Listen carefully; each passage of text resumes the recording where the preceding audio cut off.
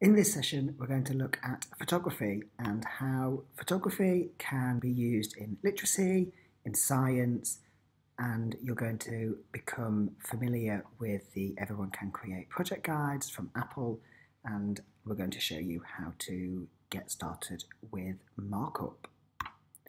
One thing that I've learned with photography in lessons is that you can engage the reluctant writer, and I see with my early years children that their images inspire their writing and gets their ideas flowing and planning stories. So it all starts with the free Everyone Can Create photo guide that you can download from the Apple Bookstore. And this is packed with lots of ideas for developing photography skills across the primary curriculum and lots of integration ideas for topics as well. Which leads me nicely on to introducing our art coordinator here at Burton George Primary School, Gemma Ragg, who is also an Apple teacher, and this year she's been very busy integrating the Everyone Can Create photo guide into our art curriculum. So Gemma, could you explain how using photography on the iPad fits into the Art National Curriculum Programme of Study?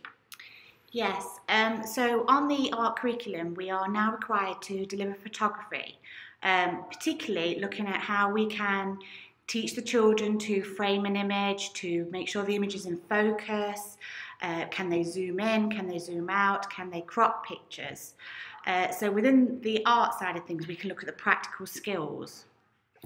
That's great, and that's something that's quite new to the art curriculum. So if we think back to before the time we had iPads in our school, would this kind of teaching be possible and practical with the equipment that we used to have? No, not really. Previously, we'd have a digital camera and it would probably be one per class. So trying to teach 30 children those practical skills on a digital camera wouldn't be productive because every child wouldn't get a turn, and if they did, it would take forever to do it that way.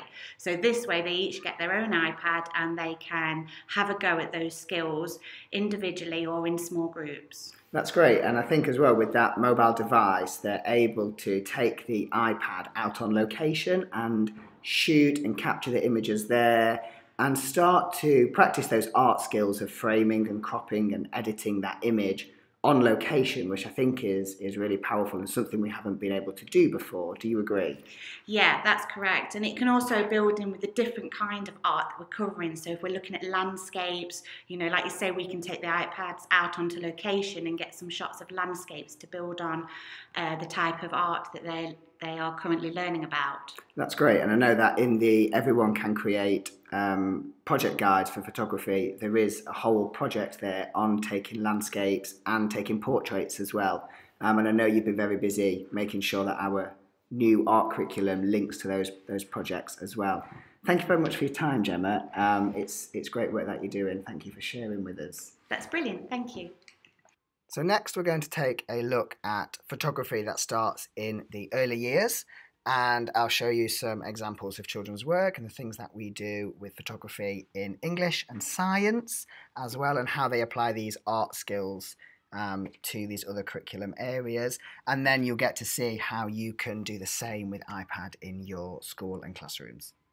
The point of teaching photography to young children is to tackle this kind of behaviour, and children have access to cameras in almost every device that they pick up now, so it's really important that we model to them how important this media is and how they can use it for the good of learning.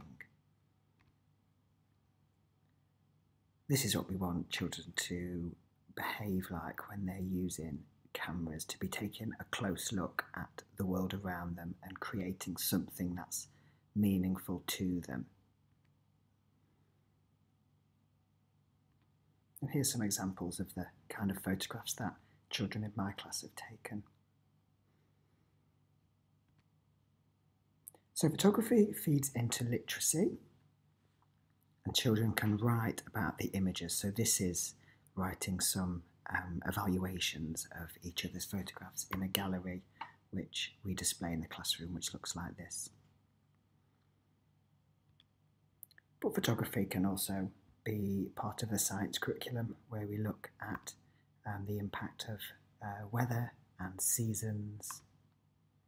And these are images taken by 4- and 5-year-olds, just using the iPad camera, learning how to take close-up pictures and how to focus. And again, they can write speech bubbles about their photography. In our English learning, children are using photography and markup in story settings. This is learning themed around the gingerbread man, but the children are creating their own runaway food story. So out in the environment, taking the picture and then creating their runaway character. We've got a runaway pizza, a runaway blueberry ice cream. And when we get back to the class, we can print those pictures from the iPad and they can start to write their stories in speech bubbles.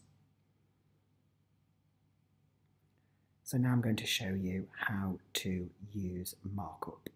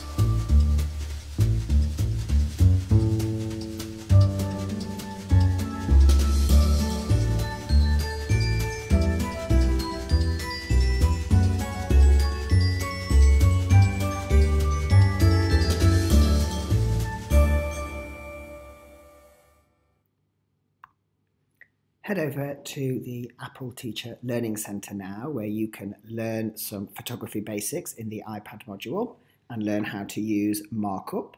You can also take a look at other ways to use the Everyone Can Create photo guides and download lesson ideas and resources from other Apple teachers and Apple Distinguished Educators who are making use of photography across the curriculum.